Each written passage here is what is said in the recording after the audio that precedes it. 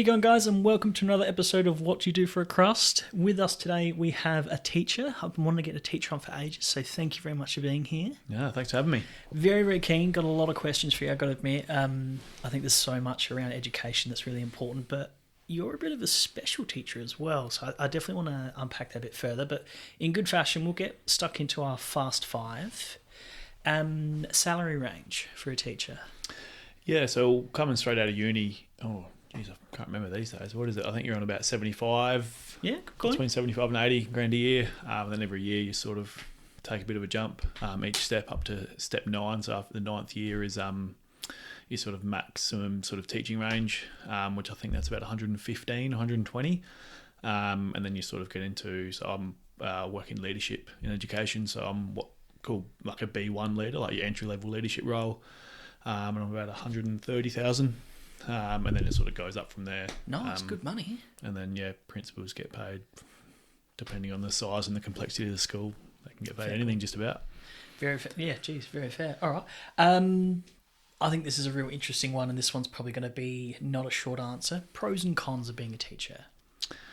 I'll start with the pros, I reckon. Look, I mean, you ask anyone, I think, holidays are definitely a big pro. Probably might get into it a little bit more later on, but I've got a young family. We love getting away, going camping in our caravan, and we do that every single school holiday. So we get out in the van, summer holidays. So that's definitely one of the biggest pros. Yeah. Probably one of the cons, I suppose, is sort of managing expectations from sort of different perspectives, whether that's your boss, your colleagues, parents, students. Just trying to manage those expectations and perspectives, and trying to keep everyone happy essentially is probably one of the toughest parts of the job. Yeah, fair. Yeah. I don't think a lot of people would think about that. They just think, oh yeah, it's ratty kids, and you go from there, which I think is a really unfair misconception. But, yeah, well, okay. I think kids are probably the least of the problems, to be honest. Yeah, I think most people are like, oh no, I couldn't deal with kids, but sounds like it's not the kids. Yeah, okay. No, definitely not. I think you get your tricky kids and and whatnot, but they all generally got a good heart in the right place. It's all the other pressures and pressures from parents and misunderstandings from parents and from other teachers and challenges of big classrooms and whatnot. But kids are generally the least of the problems. Very fair. Okay. I'm just thinking, which way do we want to go next? Let's go pathway. We talked before about straight out of uni, so assuming uni degree. Yeah. So I didn't actually go to uni till a little bit later than some people. So when I finished school, the last thing I wanted to do was go to uni. So I jumped around a bit, tried a bit of a trade, did an apprenticeship as a sparky, didn't really enjoy it. Worked in hospitality, actually ran a hotel for a couple of years, which was cool. And then when I think 24 is when I went to uni and studied teaching, 4-year uni degree, like a dual sort of qualification, so Bachelor of Education, and then I majored in health science. So sort of brought me into sort of health and PE teaching in secondary school. Nice. All right. Definitely a good pathway there. Interesting pathway. I've got some more questions now, but no, that sounds cool. Growth opportunities. So obviously you mentioned, you're a senior leader now, or you're a leader, and then potentially principal. Is there more avenues there, or is that sort of the basic? Yeah, no, it sort of depends on the avenue you want to go. There's lots of different sort of leadership areas in schools, in primary schools and high schools, and it differs as well from sort of public to private. Whether it's sort of there's leadership areas in like subject specific, so you have like your curriculum area leaders, so you have your science leaders and your maths leaders and your arts leaders, and then you have, so when my first leadership role in schools was around in a year level leader role. Yeah. And so you've got that, and then you can move into, there's a lot around like student agency and building like strong school values. So there's leaderships in that areas, and then it sort of all goes up towards there around, like assistant principals, and then principals and whatnot. So there's lots of different sort of growth opportunities. Sounds like definitely good pathways. And the last one's sort of key attributes, I guess. What kind of attributes does someone need to have, or to be a good teacher? Oh, look, by far and away the biggest attribute you need to have as a teacher is just be able to build relationships. Like I think there's a bit of a, I don't know if misconception's the right word, but it's one thing to know the content or know what you want to teach, but in my view, and everyone's a bit different, that's 10% of the job. Like 10% of it roughly is what knowing teaching them what they need to know. 90% of it is around building relationships, connecting with kids, so they actually want to be in your class and they want to be with you. And then if you get them in that, like if you build that positive relationship with them, you can teach them anything. But if you've got a crappy relationship with them and it's not, you don't have that mutual respect, they're not going to take all of what you're saying. Very fair. I mean, I can imagine it being quite a difficult demographic. I mean, I was an absolute little shit when I was sort of going through mid-teens and thought I knew the world, and I didn't even think I knew the world, but I was just a smart ass, and I was just one kid in 30. I can imagine how hard it would be to how challenging it would be to manage that space, I guess. Yeah, look, I've almost found it different. Like I really enjoy teaching those kids that don't sort of fit that usual mold of school. And I guess that's sort of how I've ended up in the position I am now. So I'm a tailored learning leader at my school. And essentially it's a program for students who are disengaged with mainstream education or are at risk of disengaging. So there are measures put in place to try and support them in mainstream schooling. And if that doesn't work, then they come into the tailored learning program that I run. And I love working with these kids because they get a bad rap because they might misbehave a bit in class, or they might do the wrong thing here, or they might swear at a teacher there. But most of the time, 99.9% of the time, they're actually good kids. And for a variety of different reasons, they're not in the right other frame of mind to be in a classroom. They've got a lot of external factors that are sort of impacting on their ability to work in school, or sometimes that traditional schooling is just not for them. Very fair. I mean, it's a hell of an expectation just to assume people can sit there for 45 minutes to an hour and just absorb information and then go to the next topic, then the next topic, then you get a break, then the next topic, then you get a break, then another topic, and you get a break, and you're done for the day. Then you've got extra study or extracurricular activities and such. I remember in my school, if you swore to teacher, you were expelled. It was a non-negotiable. And it could have just been they were having a bad, like you said, bad mindset, or they're just having a bad day, or something had happened, and a loved one had passed, or whatever it might be. There was no exception, no excuse, and it was like, shit, it was brutal. Yeah. People were almost scared to talk in the avenue of accidentally swearing and being kicked out of school. So, I mean, and, difference between an accidental swear and someone intentionally swearing at a teacher. But I love it. I think it almost shows me how far schooling has come to be a little bit more adaptable for those individuals. And can I ask you, this is a bit of a tricky one, how do you manage that, I guess, in that specific, because you're dealing with outside influences, say they do have a bad home life or something like that. How are you, given they're there for the school day and then they go home and they're exposed to it all over again, like how are you able to support that, I guess? Yeah, well, I guess in our program we've got 2 youth workers that work with me and work with all of our kids, nice. And they do an amazing job at supporting their students to essentially break down whatever barrier it is in their life to them accessing school, or whatever they're finding really challenging that might fall outside of a sort of a typical teacher's supporting role.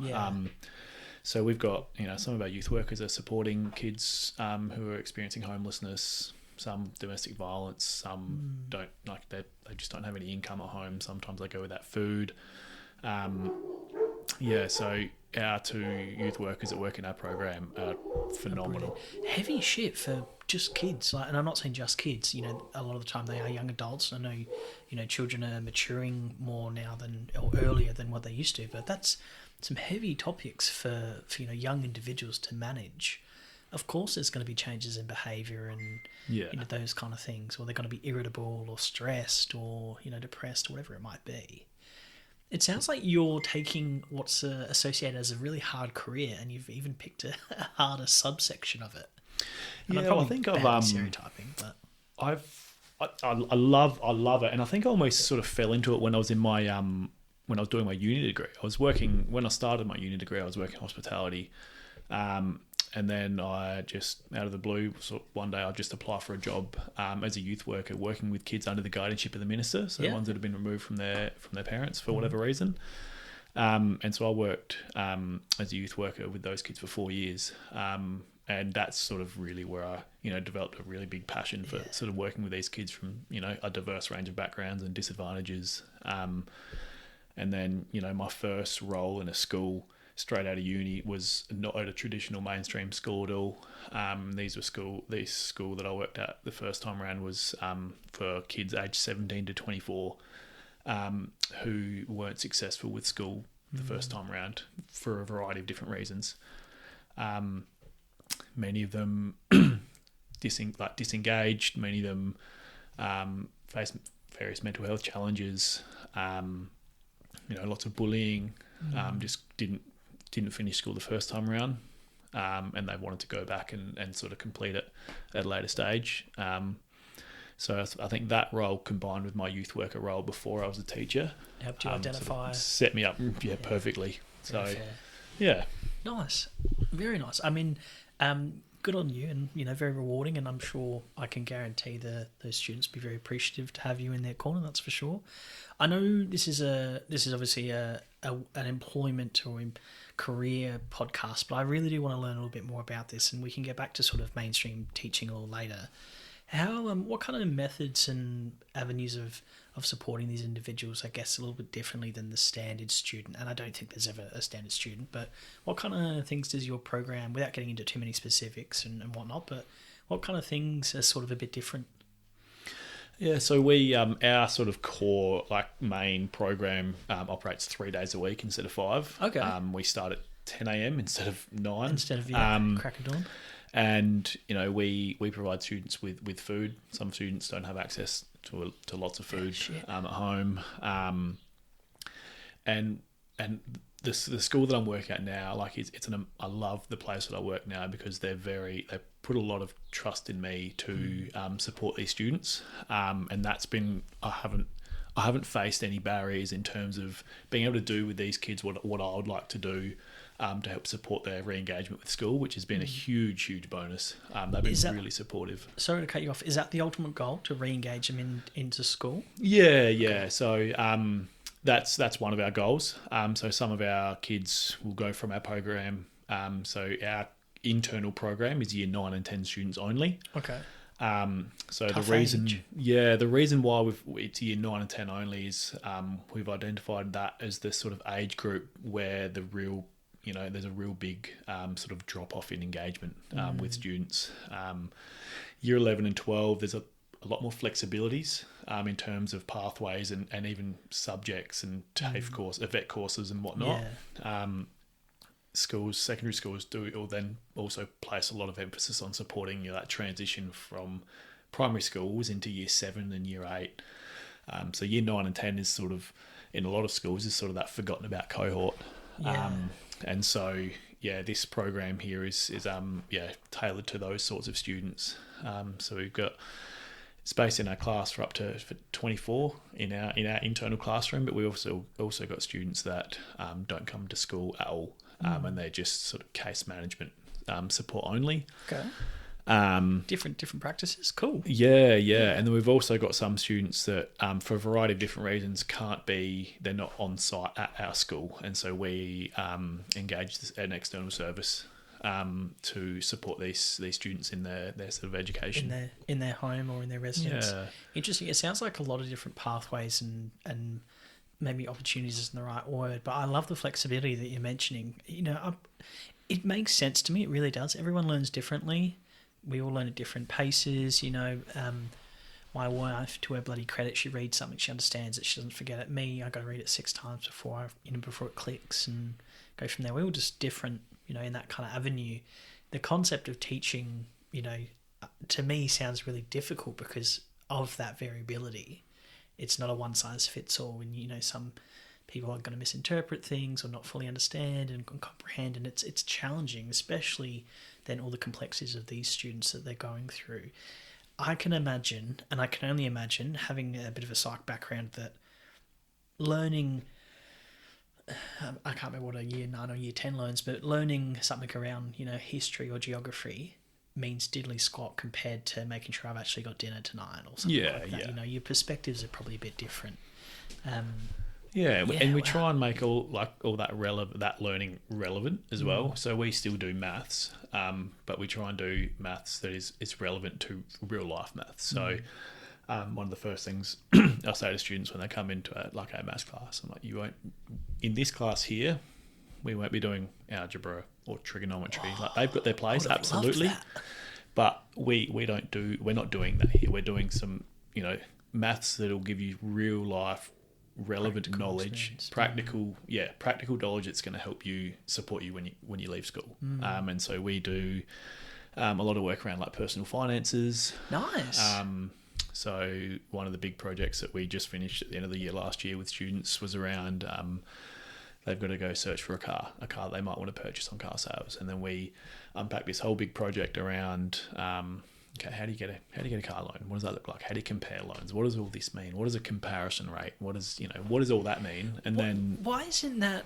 I'm sorry to cut you off because I am so for this. We had a financial analyst on here a couple of weeks or months ago, and I literally made the comment of why is personal finance not a talking point in schooling today?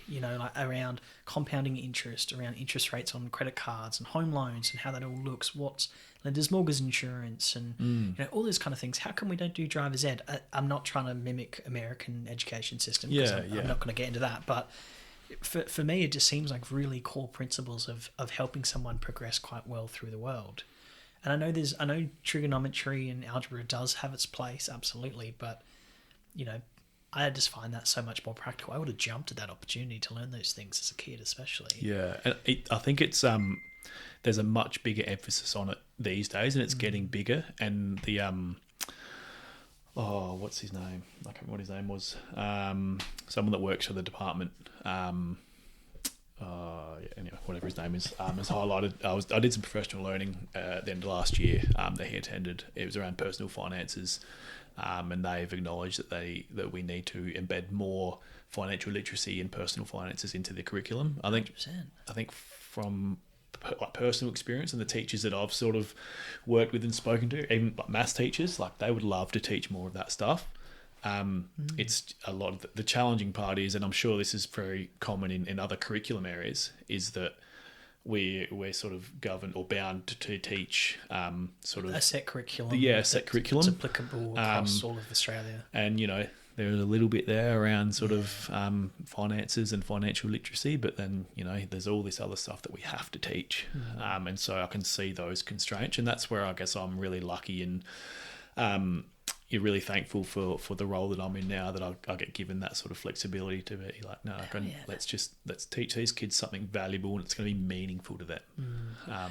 How I know that you're still a very experienced teacher, but your day might be slightly different to a standard teacher's day. Can you unpack this for a little bit? What's a typical day look like? Yeah, I actually cop a bit of shit at work for this sometimes because this program runs 3 days a week. But I'm sure you've got other things required to do that. Yeah. Whether you're making your own curriculum or you're finding out details on projects. So I'm sure there's a lot more reporting that comes around this. I'm sure there's other stuff. It's not just you sitting there playing Sudoku. Yeah, no, exactly. So yeah, the shit I caught from some colleagues is around, what do you do for the other 2 days that the kids aren't here? Yeah. So look, there's a lot of parent meetings. Yeah. We work with some amazing parents as well, and we support a lot of parents as well around some of those struggles and barriers that our students are facing. I can imagine it's almost like you're a mini counsellor, to be honest, because I would guess that there'd be a lot of parents that would be very concerned for their child's welfare and education because it is different. It's not the norm, which we do like to put people in those boxes to say, yep, they're in year 10, they're studying this, they're choosing this subjects, and they're working towards this career or this pathway, and it's a bit different. So there's a lot of concern that comes with that. Yeah, and that's where our youth workers do such an unreal job. Like it's, especially the supporting parents and working with parents, it's probably a little bit out of my wheelhouse and where I probably don't have as much experience in that aspect. And like connecting students and parents with a lot of external services. Yeah. The expertise that our youth workers have got is phenomenal, and they do so much amazing work to sort of, help break down those barriers for these kids and their families, and try and get these students into a bit of a better place for them to be able to access their education. Because like you said before, if they've got all these other barriers to accessing their education, like, what are they going to come into school for, and what are they actually going to learn if they're worried about where their next meal is going to come from? So I guess one of the challenges, and I think it's getting better where I work specifically, is around other teachers' perceptions of these students as well. And it was a common thing from students, because we only developed this program last year. It was a brand new program last year. And when we started identifying students who would be a good fit for this program and meeting with students, it was around, this is a fucking dumbass class, or this is the sped class, or this is the misfits, this is where all the behaviour kids go, and so we've had to do a lot of work, and that come from teachers as well. And so we've done a lot of work last year around being very visible with what we're doing. So it was really, really cool. One of the first projects that we did as a class, because we've got given a classroom that wasn't a classroom beforehand. It was a sort of like a green room / media room. Okay. It was never set up for a classroom. And usually what the school was going to do was strip it back, paint it, deck it out as a classroom, and then give it to us. And I've asked for them, I just asked to don't do that. Like, whatever you're going to spend on doing that, give that to me. And I said, let me and the kids do it. So our first project was redesigning the classroom. So practical skills, input from the kids. They get invested in the project. Nice. So they had to do the research around, what does a good classroom look like? They had to go interview students and teachers and put together a budget, and they had to sort of buy the furniture. They had to sort of do the decor. We had a wellbeing room that they needed to set up as well, so they had to sort of do some research and interview professionals in their area around what that might look like. And that ended up in two of the students doing a real formal pitch, like presentation, to our whole senior leadership team, which would have scared the shit out of me doing that. I was going to say, that's something like senior project kind of stuff, presenting, like, very impressive stuff. I love the hands-on. Well. And that was an unreal project, and that all got the tick of approval. And so for these kids, working with like a $20,000 budget to them was like, wow, that's a lot of money. And to see them, all that hard work pay off, and for them to finish that project and then order all this stuff in, and then during the holidays, it all came in, set it up, and they came back and they were gobsmacked. But that was a big focus last year around being visible with what we're doing to the school community, so you could see it's not just the misfits, and it's not us mucking around playing video games. We're actually doing practical things. I love the hands-on touch point of it.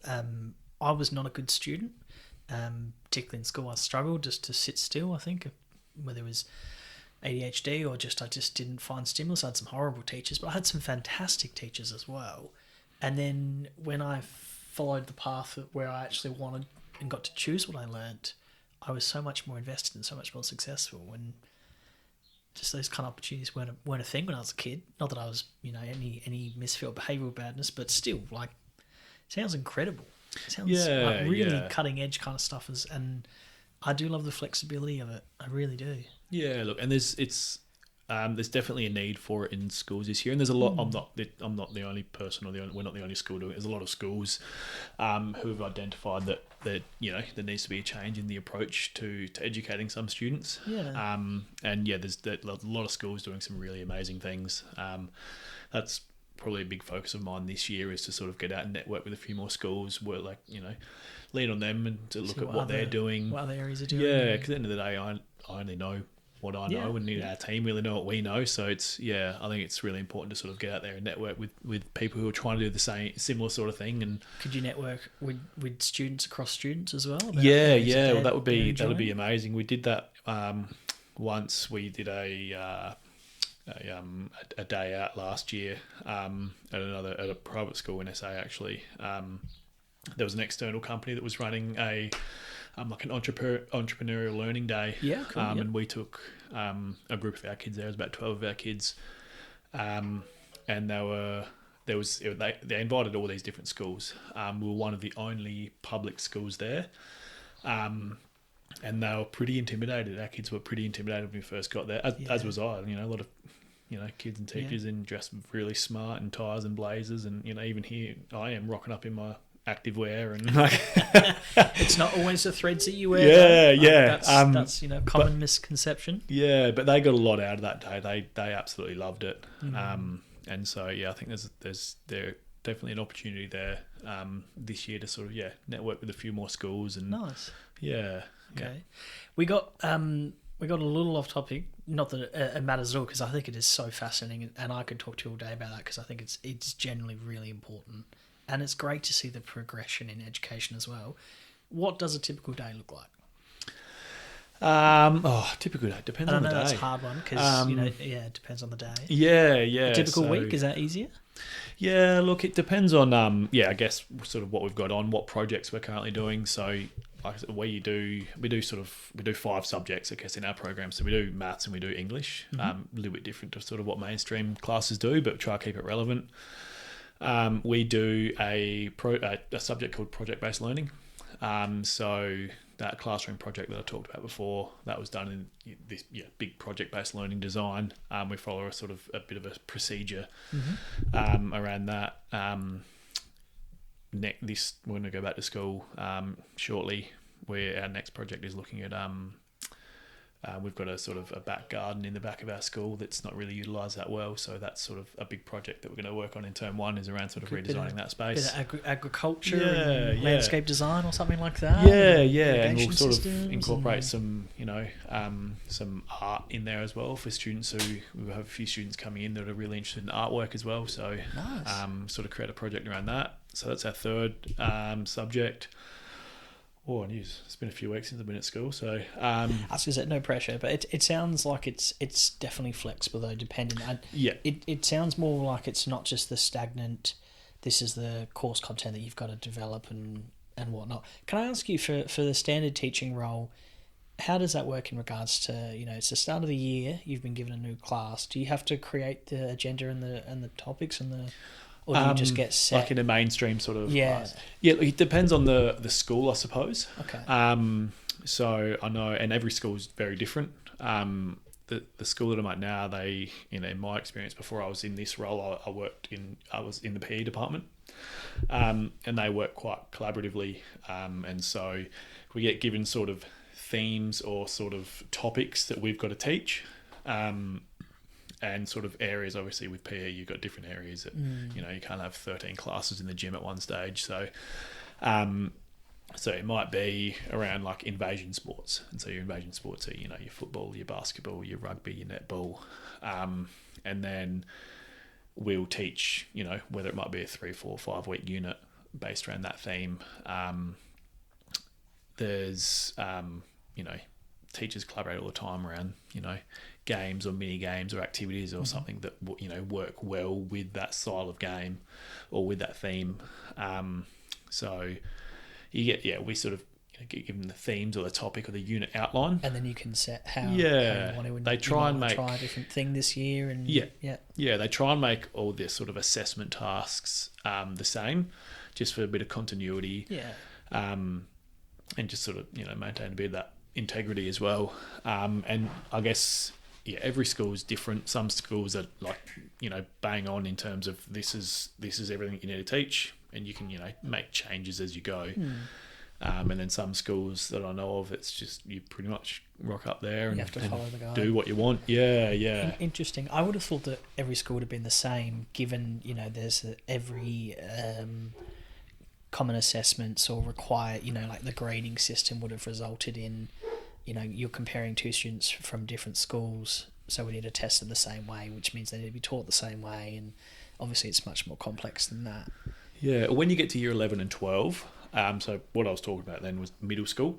When you get to year 11 and 12, when you start the SACE, like South Australian Certificate of Education, that's when there's probably a little bit more or a lot more sort of rigidity, consistency and rigidity in terms of assessment tasks. And whether it's whatever subject might have a end of year exam, all those students will get the same exam across South Australia. If it doesn't have an exam, there'll generally be like an externally assessed piece. So every school will do the same unit. It's up to the teacher to teach it how they like. but the assessment criteria is the same. Consistency across. And there will generally be an externally assessed piece, so the student will do the work, the teacher will mark it, but then the teacher's actually going to send that work off to the SACE board, and they'll moderate it and say, yes, you're on, you gave this student an A. Yeah, that's an A. It's a fair A. Okay. Yeah, Because I always find it's quite interesting around assignments or assessments or essays or whatever the subject is, that it's interpretive to a certain point. It's hard to, if it's a quiz or a test and it's a multiple choice, there's clearly one answer, or sometimes there's two answers, but there's one very clear choice. That's the correct answer. The other three are not. For something that is, say an English topic or something like that, and they're writing an essay, there's so many things that can be unpacked there in regards to subject headings, like analysis. And, like how do you compare your assignment compared to mine? Well, the grammar's better on this one. The subject matter is better. There's better citations, whatever it might be. But it is a bit interpretive, which I find is really challenging. Yeah. Do you find that tricky? I mean, a bit different maybe for PE, but I'm sure there's I guess that's why I'm not an English teacher. Fair enough. But I think those sorts of real like language rich topics. It is sort of not open to interpretation, but you're right in terms of it's a lot more open in terms of grading, and I guess that's why there's and I know at our school, and I know a lot of other schools do it as well. They do a lot of like moderation across year levels. So we'll have in say English in our mainstream cohort in year 10, we'd have I'm going to guess 10 to 12 English classes, and they'll all do the same assignment. And then in their curriculum learning area time, the professional learning time, at some point, what should be happening, I'm not there, but I assume it's happening, is that each teacher will bring a few sort of examples of like, this is a student from my class who got an A, these got a B, this got a C, and they'll sort of compare notes, and sort of do that internal moderation. So nice, okay. Being a PE teacher, a bit of a left field question here. Have you ever taught sex ed? Yeah, I love it. You love it? Oh, I love it. It makes so many people uncomfortable. See, I'm sure you'd get. Is it still the condom on the banana? Yeah. That was my introduction to teaching. First ever class of teaching out of uni. That's thrown in the deep end. Shocking. Yeah. I always found it was either like giggles or just everyone was so quiet and awkward, and you had to watch like a video, and it was hilarious. So sorry, it wasn't my straight out of uni. It was my last prac. The first day of my very last prac, I came into it. It was a year 10 girls health class. Jeez. And they were part of the way through. It's called the Shine curriculum. Yeah. And that's the lesson they were up to. And I remember sitting there with my mentor teacher, and she looked at me and she said, "Oh, this is where you're taking over." And I was like, "You got to be kidding me!" And this is back when Snapchat first became a big thing, and phones were still in schools. Yeah. And I bring in the box of bananas, and the girls have got their snap. I was like, "Girls, this is going to be just as awkward for you for me as it is you. Let's just put the phones away. Let's just do this together and get through it." I mean, you could argue a very, very important topic to teach and to learn. Safe sex, sex education. We had a sexologist on an episode that I think will be released late Jan, and a lot of the talking points around sexual education and VDs, and it's all giggles and funny, but then it is all obviously a very important topic, but hilarious. That's funny. Yeah, I love teaching it, and I love we always have like the question box where students can always put anonymous questions. The private, some of the questions they come up with are just next level. Yeah, I think I'd be intimidated because I don't have kids. I'm that out of touch when it comes to the youth, and I just don't know what the hell they're doing these days, and I don't know if I'd want to know. Yeah, to be honest, because there's always different stuff, and the worrying thing is that there's so, in my experience, there's so little knowledge around sexual health amongst young teenagers who are sexually active. Which I don't understand. Normally they come from parents. It's how they were literally created. Why not just have the conversation? But I think parents are just, not all generalising here, but parents are just, they're obviously too scared or feel like they're not well informed enough to have those conversations, or don't want to have the conversations because they're awkward. Learn together, like handball off to the school. and I can imagine you'd see a lot of that where the parents go, "Oh yeah, they'll teach it to you at school. No worries at all. I don't need to help you with your homework. Like you'll be fine." Or I don't want to have the awkward conversation about putting the condom on the banana. And, those kind of things. And you go, Yeah, yeah. No, look, some of the classes can be a bit awkward, but I love teaching them, and I always lead in like with students, no matter who it is. Like yeah, sure, some of these topics are awkward, and some of them are hard to learn about. But let's have a look at these topics that we learn over the next few weeks. Like, is there any of these that you don't think are important to learn? And very rarely do I ever get anyone say no. Very fair. All right, it's awkward, but let's do it. You can make it fun, and to a certain point, like it's awkward or it's little giggles or whatnot. But like we've all gone through it. It's it's like driving your car, and you stall it or you slam on the brakes and you bunny hop or whatever it might be. Yeah, like it's awkward at the start or it's difficult, and then you can make it fun. You're a pretty good communicator. I feel like you'd make it. Yeah, you got to have a bit of fun with it and have a bit of a joke around. And yeah, actually, it was funny at the previous school I worked at. I still don't know how they got away with it. It wasn't in my class, but one of the other teachers was teaching that lesson with the bananas, and a couple of them have at the bottom these little suction cups you can put on the table. And stick them to the table. Oh, okay, yeah. Anyway, they've managed to sneak it out of the classroom. Oh, and we've got a big, I think it's like a 5-story glass building, and they've gone out there. Still don't know who it was to this day, but they've just hurled it up to like the 4th story, and they were just stuck to the outside of the building. Stuck there for like 3 days before they had got a cherry picker to pick it down. They had to hire a cherry picker just to get the bloody the deputy principal was ropeable. Everyone else was pissing themselves laughing. I mean, it's good fun, like I get, a bit of harmless fun, really. Yeah, like come on. Yeah, fair, cool. It sounds like a bit of fun, and why the hell not? Yeah. Can I ask you, being a teacher, this is a bit of an odd one, but it's a debate that I've had with friends around the dining table. Difference between, or pros and cons, I guess, of private versus public school. You've mentioned before you've worked for public.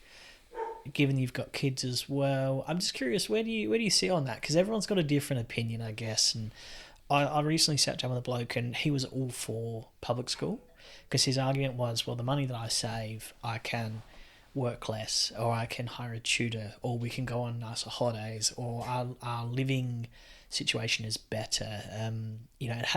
He was saying, it's not about me saving money, it's more about me prioritising my time. I can work 4 days a week instead of having to, both of us work full time because, the school fees are cheaper and there's less requirements.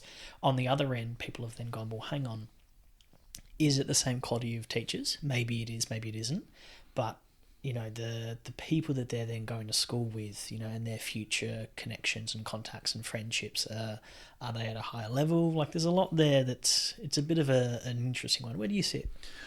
Yeah, look, I've never taught I taught in an independent school when I first came out of uni, but it wasn't a mainstream school. It's a school for adults. So I haven't taught in a mainstream independent school. But I think it largely comes down to sort of where you are and what same as every public school is different. Yeah. Every private school is different. Like I went to a private school in town, and there was great kids, well connected kids there as well. But there was also a lot of kids that you'd still find, on public schools as well, that were, hanging around with the wrong crowd, getting into the drugs and all that sort of scene.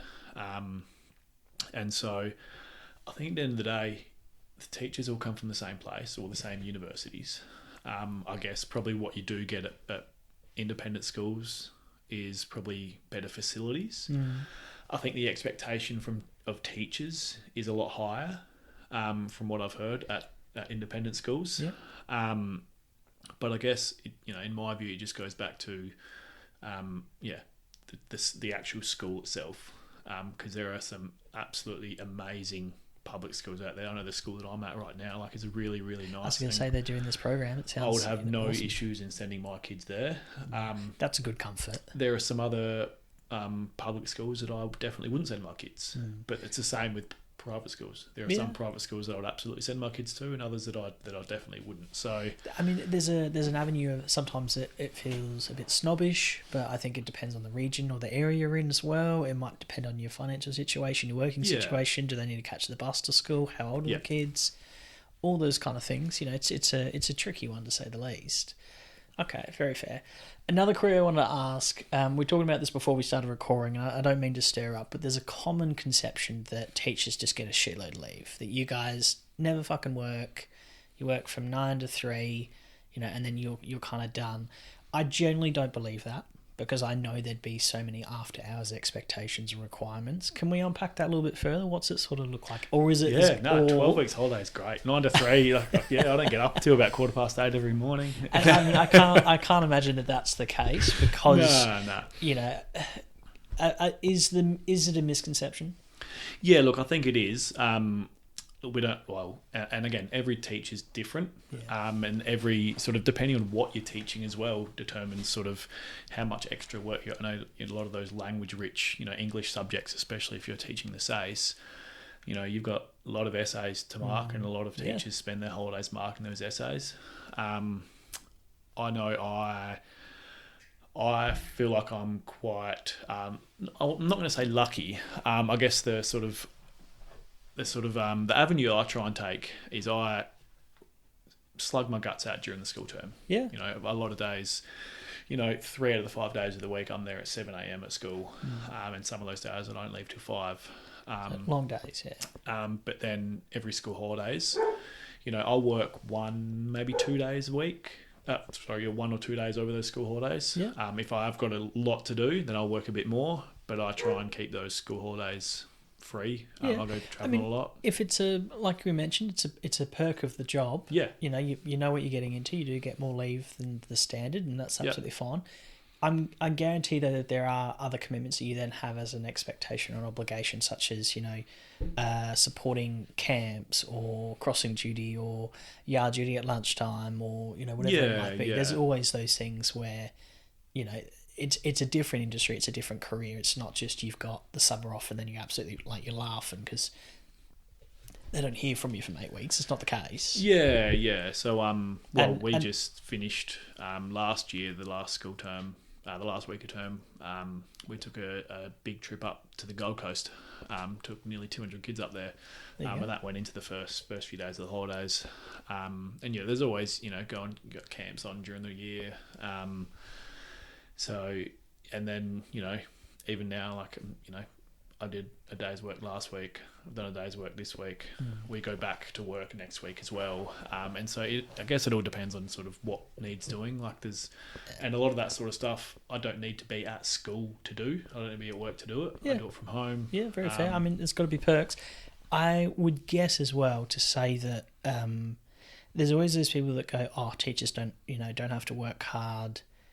But then they're the first people that'll go, but I couldn't deal with all the kids or the grumpy parents or whatnot. And you kind of go, well, it's the good and the bad. If you're going to be dealing with the complex children or just any children in general, if you're not particularly that fond of children, and the difficult parents and the parent-teacher interviews and all those kind of things, then there's got to be a perk of getting a few extra days off. Yeah. Look, it is a complex job, and I think it's justified. It's a bloody tough. It is a tough job. I love it. But yeah, look, I think the time off is definitely justified, and especially not so much the summer holidays, but those 2-week holidays in between terms 1, 2, and 3. There are a lot of teachers that spend a lot of time, whether it's prepping for next term or marking last term. But like I said, I'll work a lot more during that 10-week term. So I can enjoy most of those 2 weeks off. And there are some teachers that won't, that they'll do, do a little bit less work during the term, knowing that they've got the 2 weeks up their sleeve. I guess it depends on personal preference and what people like to do and how they go. I was going to say, let's crack another beer. You're a teacher, you definitely need the beer, absolutely, to say the least. So thank you. I couldn't agree more. I think it would. Yeah, it's like anything though. I think about the core function of a teacher is you are there to educate. And it is complex when everyone learns in different pathways and such. But I've got 2 beautiful nieces that I absolutely love spending time with. And every now and then they get to stay over here and I absolutely look forward to it. But they are exhausting. And that's just two individuals, 2 children that don't stop and, are so excited and fun and, we do lots of activities and such. And that'll be for, a couple of hours or overnight. But normally it's not a whole lot of time dealing with children all day and you've got a class of potentially 24. How are you at the end of the day? I can imagine you're sort of mentally wiped and then you've got your own children. Yeah, look, some days, definitely. Some days I've just absolutely had enough, absolutely wiped out. I've got a bit of a drive on the way home from work, so if I've had one Nice of those debrief. days, it's a bit of a good chance to debrief. Yep. Yeah, so some days is really really full on, but yeah, look, I don't know. Because it's a lot of stimulus as well. Like, Yeah. you've got your problem solving, you're communicating, you're building those relationships. You can't just go, all right, guys, we're gonna. I know I'm massively stereotyping here, but we're going to copy this on the whiteboard, and then just everyone understands that we've taught this, no worries at all. Like, you have to be so flexible. I'm sure there's behavioural issues. Where the tough, not tough, the challenging, but also the rewarding part of doing the role that I do now is that if I put something up on the board and said, you guys just copy this down, oh man, there'd be behaviour issues left, right, Not going to happen. Not going to happen. No way. And it was really funny actually, because I teach these students maths. I'm their maths teacher. I'm not a maths trained teacher at all. I taught it for one semester when I first got to this school, but I was sitting down with the maths teacher, just sort of going through a few things around, relearning a couple of little things. And she looked at my class list and she's like, how are you going to do this? Like, what are you going to do? You can't teach those students all in one class. And what I learned very quickly, especially for a few of the bigger chunk of them was a group of about 8 boys, very boisterous boys, very energetic, over the top. Yeah, young boys. Yeah. I had a really, really good relationship with all of the boys. But what I learned really quickly is that, they just hated sitting down. They just can't sit down and do their work. Yeah. And so what I had these kids doing at the start, we did a unit around them designing their own house, their floor plans of their house. Hell yeah. So the preliminary work for that was doing a bit around measurement, like area and scale and whatnot. And so for these kids, instead of, learning about that in their book, I was like, all right, here's a tape measure, here's a ruler. Go measure something, use my whiteboard, go measure something, draw it on the whiteboard, and then figure it out there. And these kids, for about 3 lessons straight, didn't hear peep from them. They were going out measuring shit, whether it was a table, or they went outside and measured a few different chairs and all these different shapes, coming back in, drawing it on the whiteboard, figuring it all out in the whiteboard. Exactly what they'd be doing in their book. So they were getting up, moving around. Physical movement. No issues at all. It makes sense to me. That sounds incredible. I really wish I was your student, to be honest. I really do. Not to blow smoke up your ass, but I work in an office, and out of the 50 people that are on my floor, at least 15 of them stand all day at their sit-stand desks because they physically just can't sit. They need stimulus. But we expect kids to do it. Yeah, and you go, well, hang on, how does that work? Awesome. Absolutely awesome. I not that I had like the stagnant old, ladies that had, her glasses, sitting on the edge of her nose, or she smelled like mothballs. Like I went to a really lovely school and had some incredible teachers, which I was lucky and it got me through. But we had none of that kind of flexibility, none of that kind of activity or practical learning, I guess, where, hey, grab a tape measure, build a floor plan. What a cool idea. Yeah. And look, it's not just in maths that they're trying to do, do these things. I know in the English class, I don't teach them in the English class, but the teacher that's teaching the English, she got them to create a big podcast. And there were certain parameters they had to sort of fit with their podcast around researching their chosen topic and who you're going to speak to and that. But the podcast could be about whatever you wanted. Nice. And so kids had all this scope and range to be like, all right, I'm going to choose this or this. I'm going to choose something I really love, or I'm going to choose something I've never done before. And just, it allows that flexibility for them to be able to sort of take their topic or their lesson or whatever it is they're learning and, move it in a direction that actually interests them. Yeah. And once they're doing something that interests them, that takes away, it just takes most of the hard work. It takes away, not the boredom, but it just, like I said earlier, the investment, like the example you gave before of them designing that first classroom. They're invested in it. They've had full, they've contributed. You're listening to my opinions. You're helping me educate myself rather than just, I remember some classes I'd sit and read a book and, I'm not a particularly religious person. So for me, that was a general struggle to go and do like a rave class, religious and values education class. Yeah. I would struggle, absolutely struggle, because I just didn't see the point. Yeah. So then I would misbehave and then I'd be bored and then I'd try and, distract some of my friends and, and it just, would then end up being in a really bad situation. So I love the flexibility of it. My God. Yeah, and one of the big sort of focuses, and it'll be a bigger focus this year. Obviously, last year we were just sort of trying to, flying the plane as we're building it, so to speak. Yeah. I mean, it sounds like you're on like cutting edge. Is this cutting edge? Like I'm out of this scene. Obviously, I wouldn't say cutting edge. No, there's a lot of schools doing it, and there was a lot of schools doing it before we were doing it. It's becoming. There's a lot more awareness of the need for it these days. And so there was only last year, there was a big revamp of what used to be called Flow in South Australian public schools, flexible learning options for students who are disengaged. There was a big redesign of that into tailored learning, which is what tailored learning is now. And that sort of came out of, a recognition that, what was previously designed for disengaged students was not producing the outcomes that the department wanted. Big sort of redesign of the sort of the structure of it. And so while there was a lot of schools doing it really well, there's now more schools sort of we need to improve. Do you? This is a bit left field, sorry, but do you feel pressured as an educator? Because you are shaping young minds, you're influencing future generations, all those kind of things. There is a lot of pressure on schooling. There's been on a couple of episodes where I've probably bagged school a bit much, in particularly around educating individuals around what careers they want to take and whatnot and pathway. And I know it has changed, but particularly around, you are shaping young minds. It's a cool job, I think. Generally, it sounds quite rewarding, and, it's good financial backing, good flexibility and all those kind of things, but definitely has its complexities.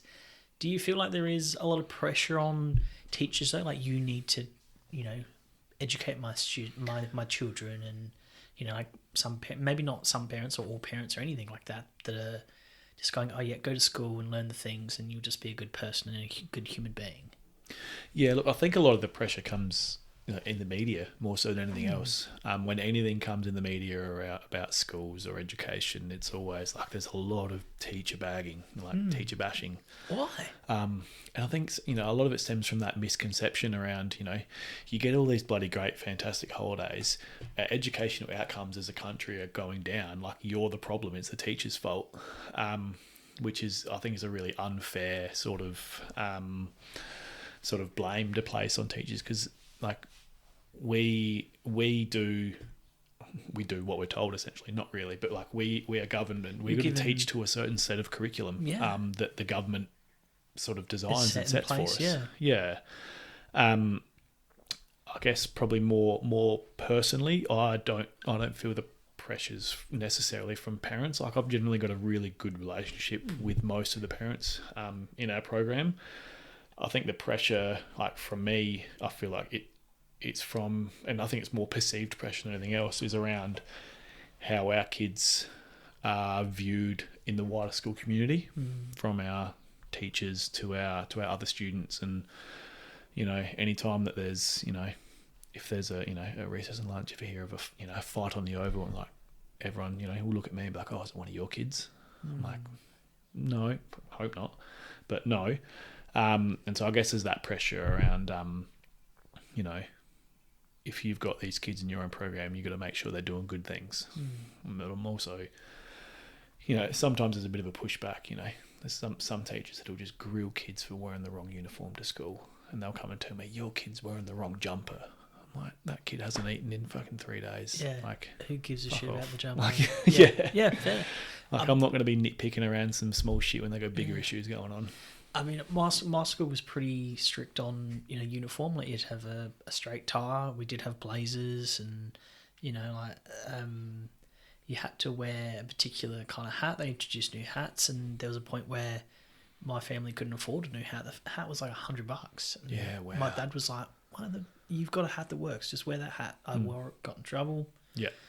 Those kind of things. It's an odd one. It is an odd one. But in the scheme of things, the clothes you wear, I get the intention around the uniform and all those kind of things. Yeah. But sometimes there's a bigger picture to it all as well. Exactly. Yeah, exactly. Right. And you never know what's going on in someone's personal life, whether it's a child or an adult. So, it's not just the judge the book by the cover kind of thing. Yeah, and that's some of the conversations I'm having, had with teachers, some teachers last year who are, you know, they're very well meaning and trying to do the best they can, trying to do their role. You know, you pull students up on their uniforms because that's, you know, part of your role. And they'll come and see me, and then I'll have that conversation with them, and then, you know, more often than not, it's a bit of a realization of, okay, yeah, that's fair enough. Yeah. Yeah. They just be happy they're wearing a jumper. Yeah, just be happy they're here. This is their safe place at school. Yeah. I'd rather them be here and not in any uniform than not be here at all. Fair. Very fair. Yeah. I mean, definitely some complex things that you're dealing with, that's for sure. Not to circle back, but I was curious. You mentioned before when you were teaching, I think it was the English class or the math class, how do you go pivoting from like subject to subject? Because I can imagine, obviously, being a PE teacher, everyone loves a PE teacher. Yeah. So like you could be the worst PE teacher, but everyone's still gonna love you compared to the chemistry teacher or the geography teacher. So I feel like you're in a win there. But how do you go supporting and leaning into other topics that maybe you're not as comfortable or familiar with? Yeah, well, that's been a huge learning curve, like teaching maths.